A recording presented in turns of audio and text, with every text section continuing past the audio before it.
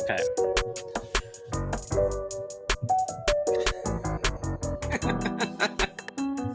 One day, we will do an episode on how smart babies are.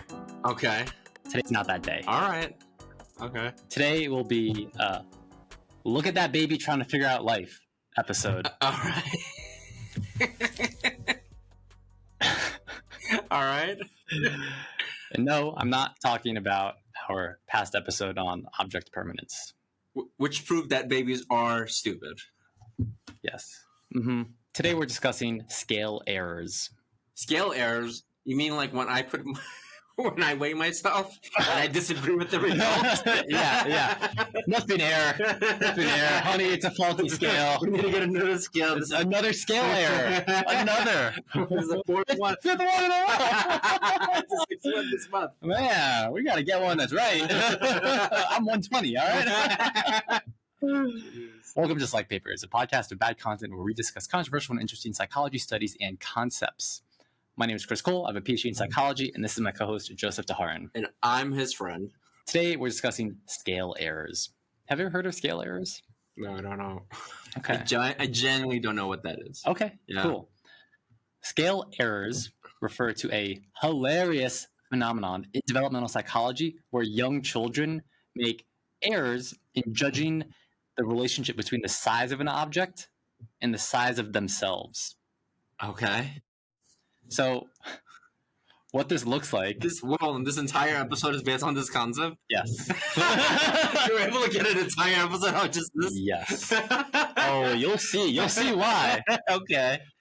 So what this looks like is a child seriously trying to sit on a dollhouse chair All right. that can fit in your hand. A child trying to get inside of a Hot Wheels car. Okay. And trying to put doll shoes on their own feet. All right. Okay? Okay. Scale errors can be observed in children between the ages of 1.5 to 5 years old, but the peak of their scale errors occur around 2 years old. Okay. Okay, now I'm gonna show you a little video. So this child is looking at this little toy car that could fit in the size of her hand, in the palm of her hand. And she's trying to put her foot inside of it. What is she doing? Homegirl, what are you doing? She's trying to get into the car. Yep. And here we have a child trying to go down a tiny slide. It's maybe 3 inches tall. These guys are dumb. What are these guys And here, this baby's trying to sit down on a dollhouse chair. Oh my God. Look at this baby trying to get in the car. Trying to go head first. What are you doing? What are you doing, kid? You can't do that. It's way too small. Look at her. Now she's trying to go down the slide. Any thoughts on that, Joseph? Because they're dumb. Yeah. I'm surprised by that. I don't know if I've seen that with Yeah. when my nieces and nephews when they were kids or Yeah. just children in general. Yeah. I didn't realize this was a thing. Yeah, neither did I. Yeah. Until I saw this video. And I was like, holy shit. So how did researchers discover scale errors? Yeah, because this isn't. Yeah. This is not something you just test for. No.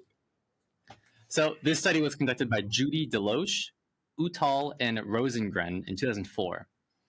And they discussed the phenomenon as a dramatic failure by very young children to use visual information about size when interacting with familiar objects. Okay.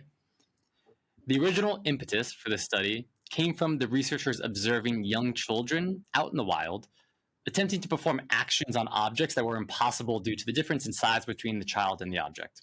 Okay. So these scale errors indicate a breakdown of the usual connection between visual information and self-perception. And I've realized a lot of developmental psych studies are just a result of people watching babies in the wild and being like, that's weird. I'm going to go spend like $500,000 researching that. And sometimes it works out, sometimes it doesn't, Yeah. you know? Yeah. Joseph, have you ever seen any babies or children do like weird stuff like that? No. I mean, like, I can remember like watching. I don't know if I've used this story before on the podcast, but I watched The Jungle Book, Mm-hmm. and there's like a scene where I think the bear's like eating ants. And then I remember very clearly, like I saw that movie, and immediately outside I was looking for the ants to eat. Doing dumb shit like that. You're like, I want to be the bear. Yeah. Bears eat ants.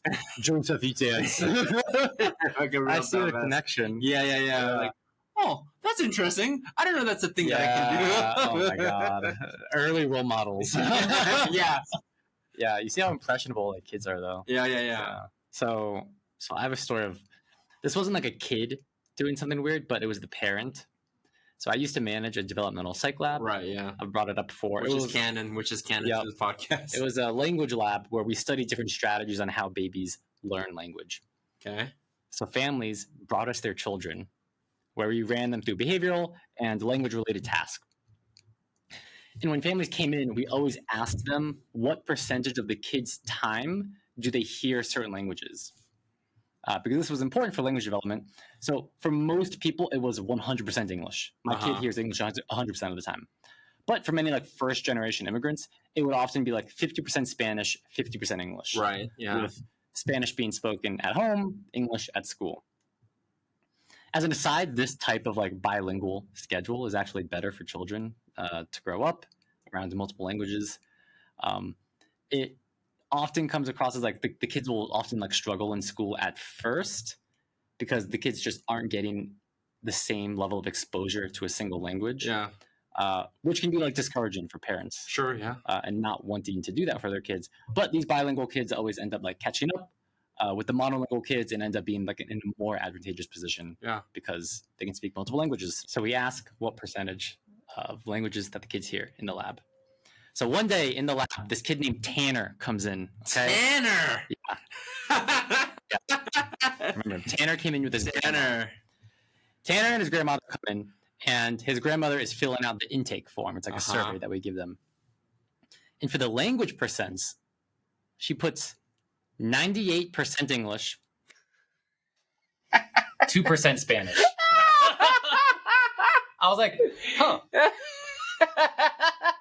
That's weird. Everyone does 2% Spanish. Yeah. You know, uno, dos, tres. Yeah. That's Spanish, homie. You play the card game? Yeah. That's already 3% right there. Yeah. I was like, okay, like that's weird. And Tanner was like a menace. He was like to society, a whirlwind of energy. We have this little lobby area where we like welcome the families, and there's like toys for the kids to like get comfortable there. They're often usually really shy. He starts like throwing all of the toys immediately. He's literally running down like the shelf, and he has his like hand like just extended, just swiping off all of the toys off the shelf. I was like, oh my god, like how are we gonna deal with this kid? Like Tanner's a mess. And then his grandma, while he's like mid tantrum, his grandma yells out, "Tanner, you better be a good child and pick up all these toys, all right? Or I'll whoop you. Comprende?" Oh my god! I was like, oh, there's the 2% 2% Spanish. though. There's the 2% Spanish. There it is. That's what she's talking about.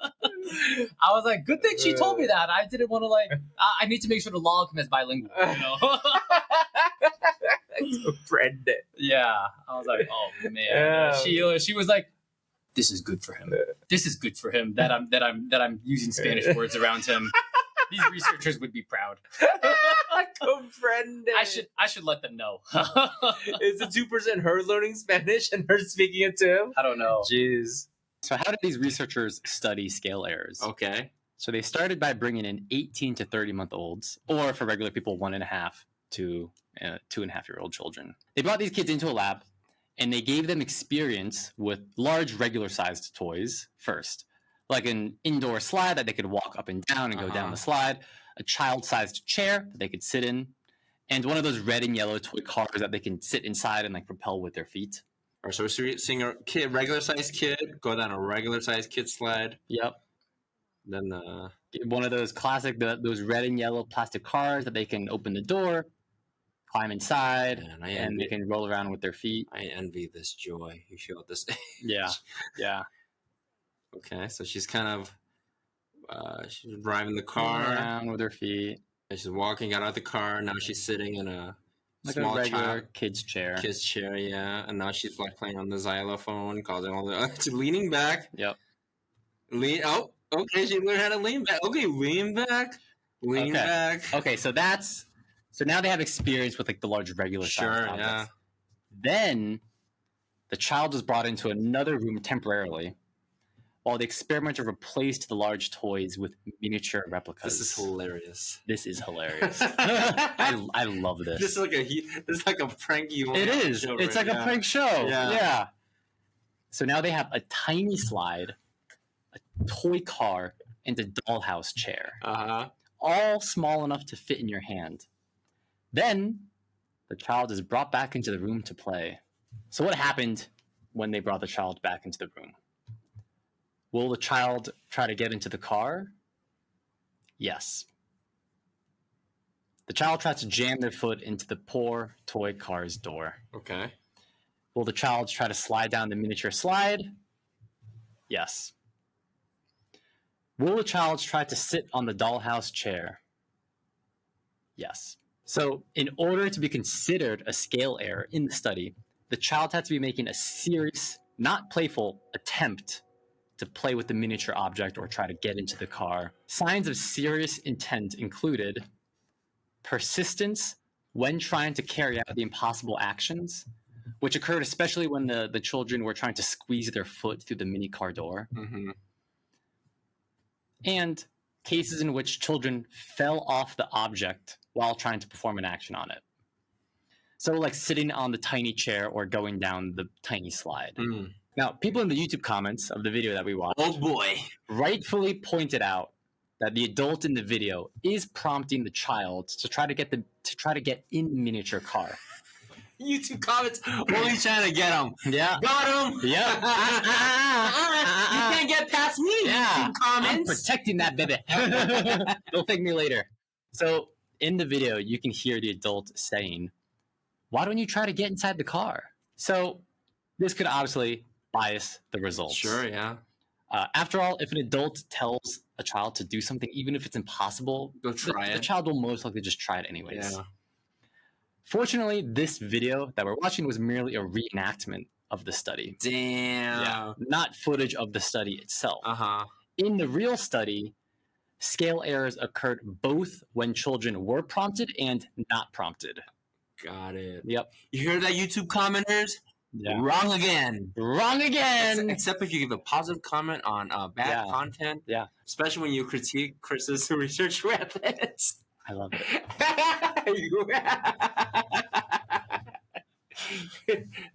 Nothing brings us more joy than that.